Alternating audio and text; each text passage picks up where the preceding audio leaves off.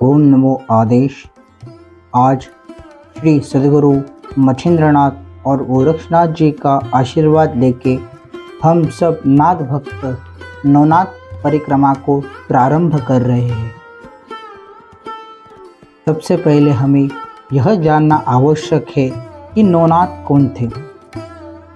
आदिनाथ शिव शंकर जी के अवतार ऋषभदेव इनके 100 पुत्र थे, जिनमें से प्रथम 9 पुत्र ये अपनी साधना और तपश्चर्या के बलबूते स्वयं नारायण स्वरूप हो गए थे। एक दिन भगवान श्री कृष्ण ने इन सभी 9 जनों को अपने पास बुलाया, अपने पास बिठाया और उनसे कहा कि अब कली का प्रभाव धीरे धीरे बढ़ रहा है, तो अभी ये समय आ गया है कि अब तुम 9 जन 9 नाथों के स्वरूप में अवतार लेकर सभी भक्तजनों का, मनुष्य पशु सभी जीवों का कल्याण करो। अभी कौन से नारायण ने इस नाथ के स्वरूप में अवतार लिया, यह जानते हैं।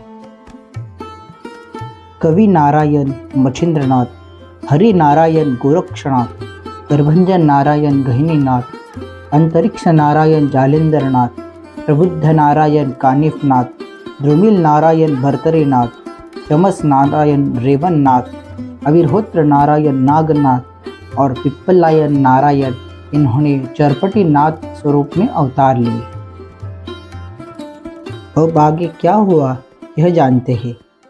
कवि नारायण जी के अवतार मच्छिंद्रनाथ जी तीर्थ यात्रा करते हुए आज के बंगाल प्रांत के चंद्रगिरी इस गांव में आ पहुँचे। इस गांव में सरस्वती नाम की महिला रहती थी। उसके घर के बाहर आकर मच्छिंद्रनाथ जी भिक्षा मांगते हैं। ओम भवदे भिक्षाम देहि। नाथ जी का आवाज़ सुनकर सरस्वती नाम की महिला बाहर आती है और वो नाथ जी को देखते हैं और बहुत प्रसन्न होते हैं। वह भिक्षा लेकर आती है। भिक्षा देकर नाथ जी के चरणों में अपना माथा टेकते हैं। लेकिन गुरु मच्छिंद्रनाथ जी देखते हैं कि माई बहुत दुखी लग रही है। उसका कारण क्या है, यह जानने के लिए वो माई से पूछते हैं कि हे माई, तुम बहुत उदास लग रही हो, क्या हुआ। माई कहती है कि शादी को बहुत समय हो चुका है, लेकिन अभी तक मैंने पुत्र का मुख नहीं देखा है। यह सुनते ही मच्छिंद्रनाथ जी अपने झोली में से भस्म निकालते हैं, आदित्य नाम का स्मरण करते हैं और वो भस्म माई को दे देते हैं और माई से कहते हैं कि आज रात्रि के समय यह भस्म जल के साथ प्राशन करो। तुम्हारे गर्भ से साक्षात हरि नारायण जी अवतार लेंगे और 12 वर्षों बाद मैं उसे दीक्षा देकर अपने साथ ले जाऊंगा। रात्रि के समय जब सरस्वती माई अपनी सखियों के साथ बैठे थे, तो उस समय सखियों से वार्तालाप करने के बाद उसका मन परिवर्तित हुआ और उसने वह विभूति गौशाला के बाहर फेंक दिया। उसमें हरि नारायण जी ने अवतार लिया। गौ माता की मल में से, विष्ठा में से इनका प्रकटन हुआ, इसलिए उन्हें गोरखनाथ जी कहा गया। तो ऐसी कथा थी गुरु गोरखनाथ जी के प्रकटन की। यह कथा विस्तृत रूप से नवनाथ भक्तिसार इस ग्रंथ में बताई गई है। तो ऐसे महासिद्ध गुरु भक्त की ये तपोस्थली है। ऐसा गुरु भक्त आगे कभी नहीं होगा जिसने अपने गुरु के शब्द के खातिर अपनी एक आँख निकाल के दे दी। पूरा पर्वत सोने का बनाया और वह सुवर्ण पर्वत आज गर्भगिरी इस नाम से जाना जाता है। ऐसे महासिद्ध के चरणों में मेरा कोटि कोटि प्रणाम।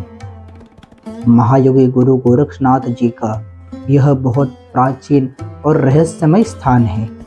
यहाँ पर उन्होंने बहुत वर्षों तक तपस्या की। गुरु गहनीनाथ जी को यहाँ पे ही उन्होंने गुरु दीक्षा दी, पूर्ण ब्रह्म सनातन बनाया, पर ब्रह्म स्वरूप बनाया। यही है वह तपोस्थली। यह सुंदर धुनी का दर्शन लेकर अभी हम गुरु आदिनाथ जी के दर्शन को जा रहे हैं। मंदिर के बाहर विघ्नहर्ता की सुंदर प्रतिमा है। यह देखकर मन बहुत प्रसन्न होता है। ओम चैतन्य श्री आदिनाथाय नमः। आदिनाथ जी का यह बहुत प्राचीन शिवलिंग है, तो चलो उसके दर्शन करते हैं।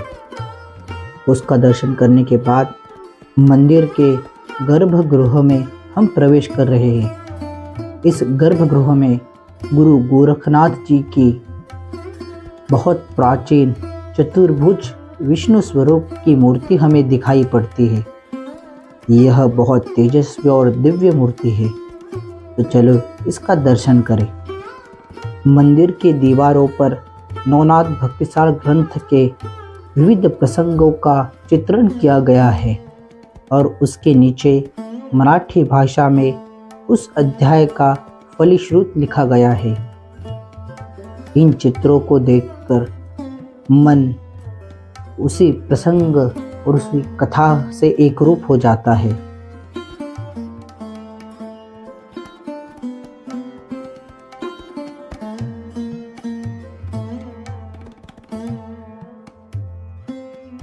इन चित्रों के नीचे हिंगलाज देवी की एक सुंदर ऐसी प्रतिमा हमें देखने को मिलती है। उसके साथ हमें नवनाथों के गुरु आदि गुरु दत्तात्रेय जी की प्रतिमा देखने को मिलती है। उसके साथ ही गुरु गोरखनाथ जी के शिष्यों की भी मूर्तियां हमें देखने को मिलती है। वह दिव्य, तेजस्वी और मन को मोहित करने वाली सभी मूर्तियां हैं।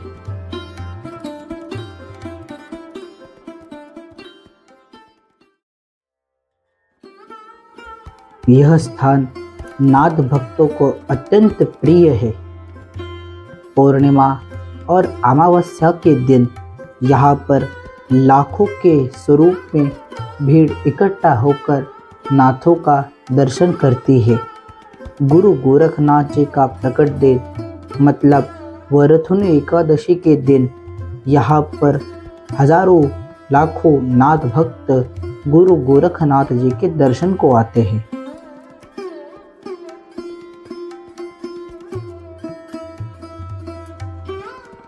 मंदिर के प्रांगण में यह औदुंबर का बहुत पुरातन वृक्ष है। ऐसा कहा जाता है कि इसी वृक्ष के नीचे गुरु मच्छिंद्रनाथ जी और गुरु गोरखनाथ जी तपो साधना करते थे। अभी गुरु गोरखनाथ जी का दर्शन लेकर हम इस परिक्रमा के अगले भाग में मतलब आदिनाथ बुद्धेश्वर जी का दर्शन लेने जा रहे हैं। हमारे साथ आप भी इस सुंदर दर्शन का लाभ लीजिए। अवधूत चिंतन श्री गुरुदेव दत्त। ओम चैतन्य श्री गोरक्षनाथाय नमः।